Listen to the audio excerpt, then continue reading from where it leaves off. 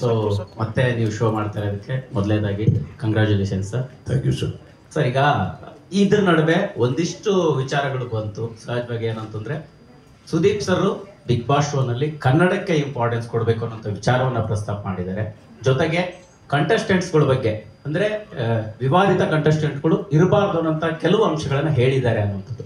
ಈಗ ಸೀಸನ್ 12 ಒಪ್ಕೊಳ್ಳೋಕೆ ಈ ರೀತಿಯ ಕೆಲವು ಕಂಡೀಷನ್ಸ್ಗಳು ಇದೆಯಾ? ನಿಮ್ಮ ನಿರ್ಧಾರ ಬದಲಾಯಿಸಕ್ಕೆ ಏನ್ ಕಾರಣ ಆಯಿತು ಅನ್ನುವಂಥದ್ದು ಸರ್? ನಾನು ಇವರು ಪತ್ರಿಕಾಗೋಷ್ಠಿ ಕರೀತಾರಂದಾಗೆ ಏನಂದ್ರೆ ಏನದು ವಿವಾದಿತ ವಿವಾದಿತ ಪ್ರಶ್ನೆಗಳನ್ನ ಕೇಳೋ ಮಿತ್ರರಿಗೆ ಕರಿಬೇಡಿ ಅಂತಾನೆ ಹೇಳಲ್ಲ.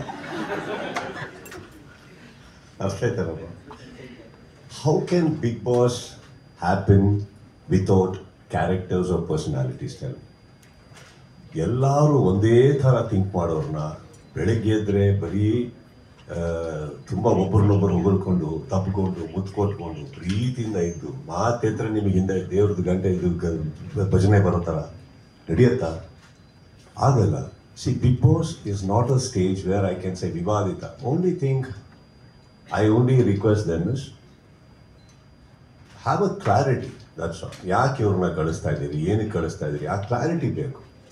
ಅದಿಲ್ಲ ಅಂದ್ರೆ ಏನಾಗುತ್ತೆ, ಅನಾವಶ್ಯಕ ಒಂದು ಶೋ ನಡೆಸೋದಕ್ಕೆಗೋಸ್ಕರ ಕೆಲವ್ರನ್ನ ಹಾಕೋದಾಗುತ್ತೆ. ಅದು ಬಂದಾಗ ತಪ್ಪಾಗುತ್ತೆ ಅಷ್ಟೇ, ಬೇರೇನಿಲ್ಲ. ಬಿಕಾಸ್ ಏನಾಗುತ್ತೆ, ಸಮ್ಟೈಮ್ಸ್ ಬಿಗ್ ಬಾಸ್ ನಾನು ಏನು ಹೋಸ್ಟ್ ಮಾಡೋಕ್ಕೆ ಹೋಗ್ತಾ ಇದ್ದೀನಿ ಅದು ನನಗೆ ವೈಯಕ್ತಿಕವಾಗಿ ಸ್ಟ್ರೆಸ್ ಆಗಬಾರ್ದು. ಬರೀ ಕೆಲವ್ರನ್ನ ಕಂಟ್ರೋಲ್ ಮಾಡೋದೇ ವೀಕೆಂಡ್ ಆಗಿಬಿಟ್ರೆ ನನಗೆ what about other contestants?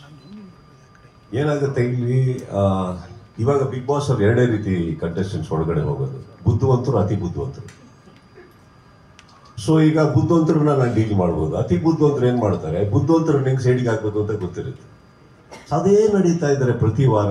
I think it becomes a little tedious for me. Correct. ಅದು ಒಂದು ಪರ್ಸನಲ್ ಡಿಸ್ಕಷನ್ ಆಗುತ್ತೆ ಹೊರತು I don't think that came across as a condition. ನಾನು ಯಾವತ್ತೂ ಹೇಳಿಲ್ಲ. ಒಂದು 2-3 ಪತ್ರಿಕಾಗೋಷ್ಠಿ ಹಿಂದೆಗಡೆ, ಒಂದು 2 ವರ್ಷ 3 ವರ್ಷದ ಹಿಂದೆಗಡೆ ಏನಾಗುತ್ತಿಲ್ಲ, ಒಬ್ಬರು ನಿಮ್ಮಲ್ಲೇ ಒಬ್ಬರು ಮಿತ್ರರು ನಮಗೆ ಕೆಲವು ಕಾಂಟ್ರವರ್ಸಿ ಇರೋರು ಅಂತ ಅಂದಾಗ ನಾನು ಅವ್ರ ಹತ್ರ ವೈಯಕ್ತಿಕವಾಗಿ ಕೆಳಗಡೆ ಇಟ್ಕೊಡೋ ಪ್ರಶ್ನೆ ಕೇಳಿದ್ದೆ ನಾನು. ಬಿಕಾಸ್ ಐ ಪರ್ಸ್ನಲಿ ಬಿಲೀವ್ ನಾವೆಲ್ಲ ಇನ್ನೂ ಹೊರಗಡೆ ಇದ್ದೀವಿ, ಮಾತಾಡ್ಕೊಂಡಿದ್ದೀವಿ ಅಂದರೆ ನಾವೆಲ್ಲ ಭಾಳ ಲೀಗಲ್ ಟರ್ಮ್ಸಲ್ಲಿ ಜೀವನ ನಡೆಸ್ತಾ ಇದೀವಿ ಅಂತ ಆಯಿತು. ಹಾಗಿರ್ಬೇಕಾದ್ರೆ ವೈಯಕ್ತಿಕವಾಗಿ ಯಾರೊಬ್ರು ಒಳಗೆ ಹೋಗಬಾರ್ದು, ಅವ್ರನ್ನ ಕಳಿಸ್ಬೇಡಿ ಅನ್ನೋದು ತಪ್ಪಾಗುತ್ತೆ.